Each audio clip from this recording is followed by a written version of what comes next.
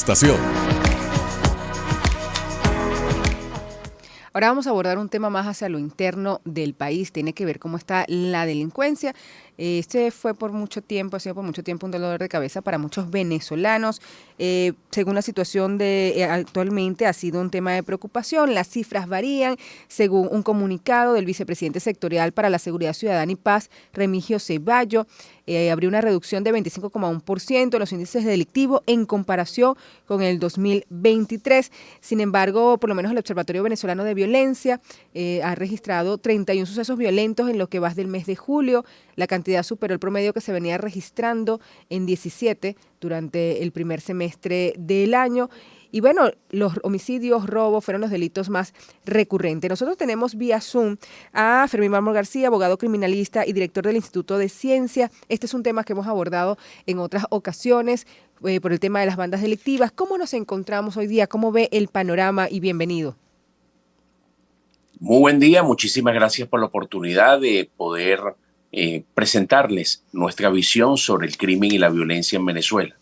Diríamos que efectivamente la percepción ciudadana nos demuestra que la ciudadanía se siente más segura en Venezuela que, por ejemplo, hace 5 años atrás. Es decir, el secuestro breve, el secuestro prolongado, que fue un flagelo que nos afectó durante 12 años a partir del año 2005, hoy día casi que es una especie en extinción. Claro que existe el secuestro, pero estadísticamente y el impacto en la percepción es casi nulo, y eso es una buena noticia. Con relación al homicidio, sobre todo como evento criminal y dejando por fuera las muertes en el cumplimiento del deber, es decir, por enfrentamientos entre la autoridad y la delincuencia, también han sufrido una merma importante. Llegamos a registrar en Venezuela, según las ONG y también los estudios de la universidad, una tasa superior a 74 homicidios por cada 100.000 habitantes. Y hoy día el Estado venezolano nos indica que tal vez este año 2024 estemos en un solo dígito bajo por cada 100.000 habitantes. Yo creo que también ahí coincide la percepción ciudadana con relación a lo que el Estado venezolano está indicando. Ahora bien, hay unos tipos delictuales que hoy pudiéramos presentarle a los ciudadanos que no hemos podido mermar. Ejemplo, los delitos de corrupción. Hay una sensación, una percepción ciudadana que en Venezuela lamentablemente para cualquier trámite, para cualquier actividad, el tema de la corrupción está muy presente, al igual que Latinoamérica. Algunos le llaman la mordida, por ejemplo, en México, en Venezuela durante muchísimas décadas se le llamó bajarse de la mula, en otras regiones se le dice la coima. El tema de la corrupción nos afecta. El segundo tipo delictual que nos afecta en Venezuela es la estafa, es decir, el timo, el engaño. Y hoy empleando la tecnología es un delito que realmente también ha afectado a la ciudadanía, ha afectado a la gran familia venezolana, la estafa. Y el tercer delito es la violencia intrafamiliar, la violencia contra el más vulnerable, los niños, las personas de la tercera edad, los que están en minusvalía por temas de salud.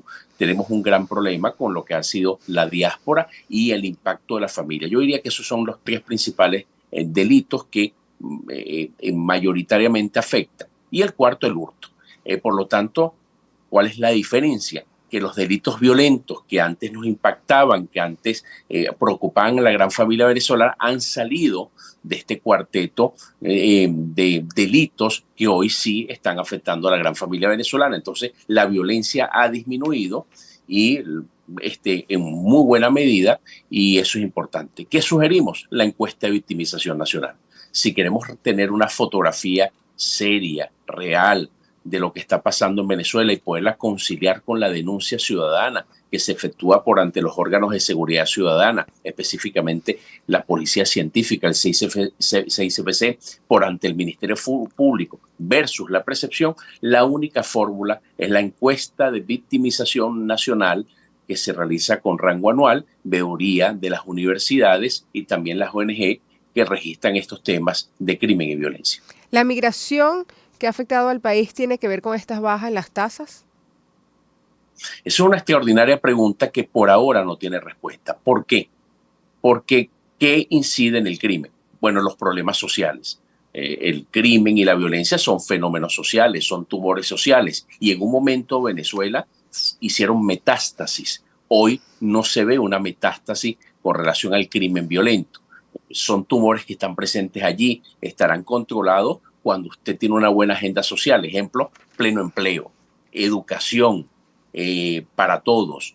Bueno, yo no creo que en Venezuela en este momento seamos una tierra donde estemos llenos de empresas, industrias y comercios, que estemos llenos de escuelas, liceos y escuelas técnicas inclusive. Entonces, si la agenda social, por los problemas económicos del país, si la agenda social no está presente, ¿cómo es posible que haya habido esta disminución tan importante del crimen, al menos violento? Pudieran haber dos factores importantes.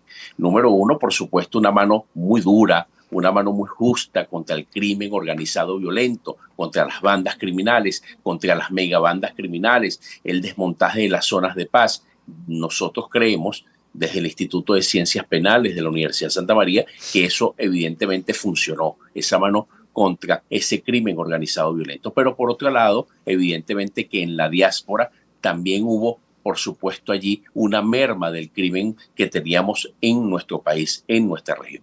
En conversaciones en años anteriores y entrevistas que hemos tenido, doctor, justamente el tema de las bandas, nosotros hablábamos cómo estaban distribuidos en el país. ¿Cuál es ese mapa en la actualidad? Sí, nosotros hablábamos que en Venezuela teníamos microestados dentro del Estado venezolano, es decir, teníamos lamentablemente algunos territorios urbanos y rurales donde la delincuencia organizada violenta se encontraba allí. Yo creo que hay dos buenas noticias. Primero, el desmontaje de las zonas de paz.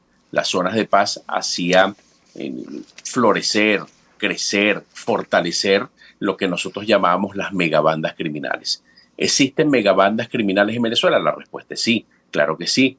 Estructuras organizadas violentas con apresto operacional ofensivo que realmente controlan territorios y no están ideologizadas. Sí existen, pero la buena noticia es que ha habido un trabajo palpable contra megabandas al haberse desmontado las zonas de paz. Lo que pasó en la Cota 905, pues, con la banda del Coqui, el Bampis y Galvis, para poner un solo ejemplo, o también las bandas criminales que estaban en toda la zona de los bajos mirandinos oestes, en Valles del Tuy, Charallave y la zona de Aragua. Eso es una buena noticia. Lo segundo, lo que nosotros llamamos el pranato carcelario.